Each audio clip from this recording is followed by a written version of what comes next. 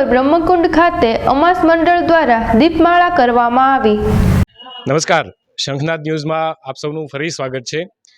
બ્રહ્મકુંડ ખાતે છીએ અને છેલ્લા કેટલાય વર્ષોથી દર મહિનાની અમાસની સંધ્યાએ અહીંયા દીપમાળાનું આયોજન થાય છે।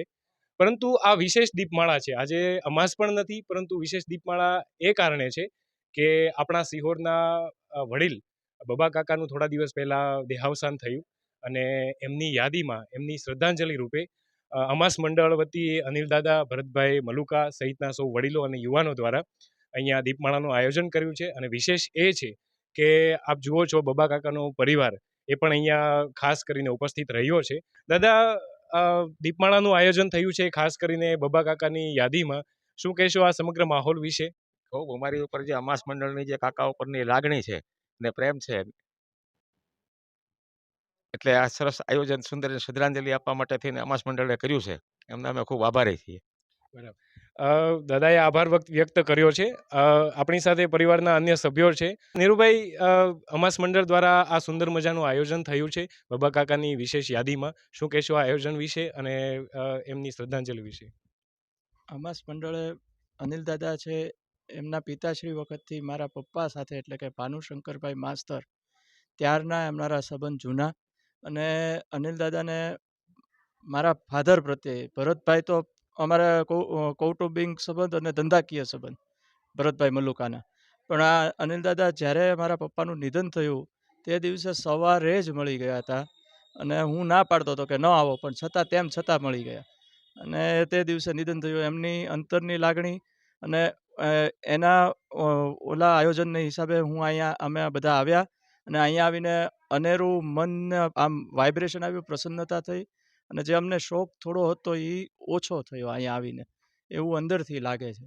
એટલે હું અમાસ મંડળનો ખાસ કરીને એમાં અનિલ દાદા, ભરતભાઈ બધાનો ખૂબ જ આભારી છું આ માટે। ભાઈએ જે રીતે વાત કરી તેમ કે અહીંયા આવીને એક અલગ પ્રકારનું વાઇબ્રેશન એમને અનુભવ્યું, અને જગ્યા જ એવી છે કારણ કે આપણા સૌ માટે આ ખૂબ આનંદની, ગૌરવની વાત છે આવી જગ્યા આપણા સિહોરમાં હોય। અને ખાસ વિશેષ રીતે બબા કાકાની જે યાદી કરી છે, કોઈ પણ ક્ષેત્ર હોય, સામાજિક ક્ષેત્ર હોય, શૈક્ષણિક ક્ષેત્ર હોય કે આરોગ્ય ક્ષેત્રે હોય, વર્ષોથી છેલ્લી 3 પેઢીઓથી બબા કાકાનું સિહોરની જનતા માટે થઈને કોઈને કોઈ પ્રકારે યોગદાન રહ્યું છે, અને એમનો પરિવાર પણ એ જ રીતે બબા કાકાની સાથે સાથે યોગદાન આપતો રહ્યો છે। ખૂબ ખૂબ આભાર, અને મારા પપ્પા પ્રત્યે આટલી લાગણી છે એ જોઈને મને ખૂબ ખૂબ અતિ આનંદ થયો। બેને એમની લાગણી વ્યક્ત કરી છે, અને આ સમગ્ર આયોજન છે એના વિશેષ માત્ર અને એમના કેન્દ્રમાં આપણા અમાસ મંડળના વડીલો છે, ભરતભાઈ મલુકા છે અને અનિલદાદા મહેતા છે। એમના માટે બંને બાજુથી છે, કારણ કે અમાસ મંડળના એ સભ્ય પણ છે અને સાથે સાથે બબા કાકા સાથે તેમની વર્ષોની જૂની યાદીઓ છે। અનિલદાદા, આ સમગ્ર આયોજન બબા કાકાની શ્રદ્ધાંજલિ નિમિત્તે જે થયું છે, અને શું તમારો હૃદયનો ઉમળકો છે, શું તમારો ભાવ રહ્યો છે? આજે હું એક નહીં, સિહોર ગામ એમાં જેટલી સંસ્થાઓ છે એ બધાએ પોતપોતાની રીતે પોતાના અંદરના ભાવથી શ્રદ્ધાંજલિ આપી છે। આવું બહુ કોઈ રાજા મહારાજાને થાય અથવા આ નગરશેઠ કુટુંબને થાય, અને આ નગરશેઠનું બિરુદ ક્યારે મળતું હોય એ આ બધાને ખબર હોય છે, કારણ કે આ પડદુઃખ ભંજન છે અને લોકોના દુઃખે દુઃખી।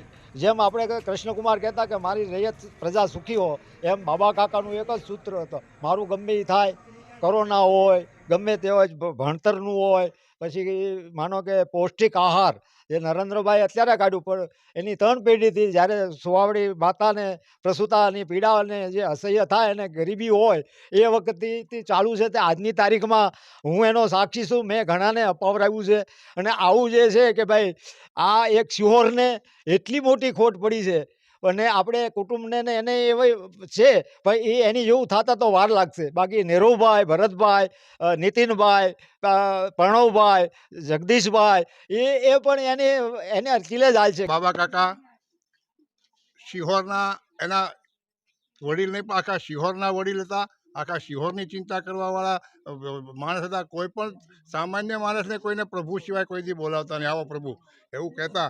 અને એ બાબા કાકાનું કુટુંબ ને બાબા કાકા તો આની હારે જોડાયેલા જ છે અમાસ મંડળની સાથે, પણ આજના દિવસે જે આ શ્રદ્ધાંજલિ રૂપે જે આજે આ દીપમાળાનું આયોજન થયું એનાથી મને ખૂબ આનંદ થયો છે। એમના કુટુંબને તો આનંદ છો બધા વ્યક્ત કર્યો જ છે, પણ આખું કુટુંબ આજ અહીંયા એક સાથે અહીં પધાર્યું અને આ એક દર્શનનો લાભ લીધો, એ મને ખૂબ ખૂબ મને આનંદ થયો છે.